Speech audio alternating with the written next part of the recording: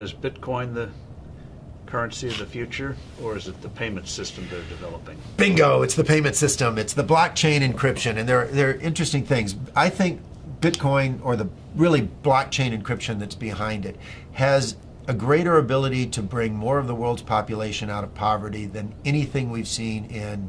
Well, for one thing, it's a cheap payment system. For one thing, it's a cheap payment system, but it's more important than that. It's more important than that. Blockchain cryptography is all about digital transfer of ownership in a completely transparent and public way. Okay, I don't want to go into any of the math and the complexity behind it, but think of what that means. That means that I can actually record ownership in public in a digital means. 50% of the world's population has a mobile phone. I read an estimate this month that in 2020, 90% of the world's population will have mobile phones.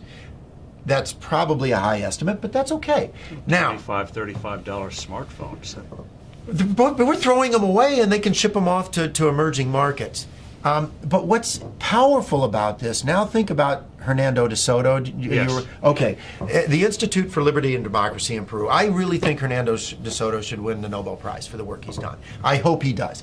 But he's gone around the world and identified one of the most powerful things to the economy and the creation of wealth, and that is the ownership of property. Which you can then use as collateral. Which you can use as collateral, and when you own it, you will develop it.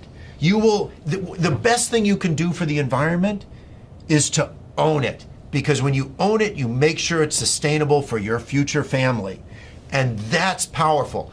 But they don't have the ability to own it. If you live in a shanty town, you operate outside of the legal economy. It's not that you want to operate outside of the legal economy, but you have no ownership of any property. Although in the neighborhood, everyone knows who owns what. And once you introduce blockchain cryptography, guess what they can do? Have a public ledger of ownership and transfer that cannot be denied, because it's absolutely transparent. It's absolutely transparent. It is the means through which these individuals can get exactly what Hernando de Soto thinks they best need to bring themselves out of poverty.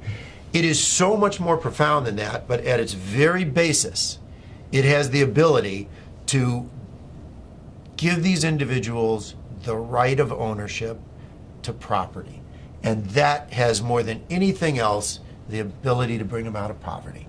And I can't wait. It'll be adopted elsewhere.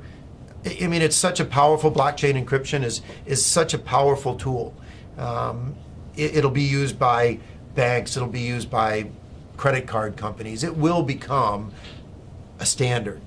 But what's more interesting is what it can do to poverty around the world, to eliminate poverty. But also, what does that mean, that technology mean for credit card companies and the whole payment system, crazy gobbledygook payment system we have today? Very expensive. Doesn't that blow it away?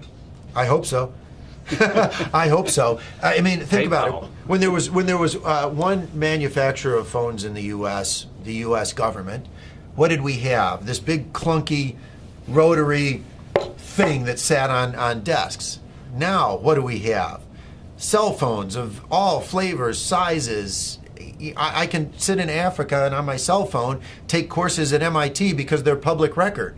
It's absolutely astounding what happens when you can actually innovate around the world and compete. And what is happening is blockchain cryptography, forget Bitcoin, creates a competitive technology, a competitive innovation that these credit card companies will have to adopt. The ones that adopt it first will bring their cost base down. And importantly, if you think about a retail store, and I have this with my kids are off in college and they go to a retail store, they use their credit card. And the credit card company costs the retailer $3 to $6. Right, because they reject well, first the fee is high, and then they reject the transaction. Because why is this card suddenly showing up in some city, some place where I don't live? So it gets cut off.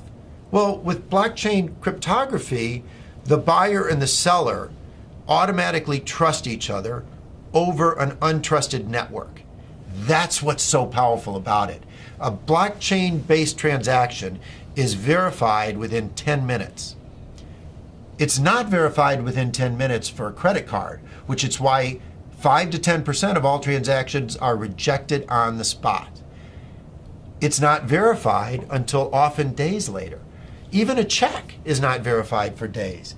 And that is completely taken out of the system. So on day one, the retailer's sales go up because they don't have to reject the transaction and they save on the fees.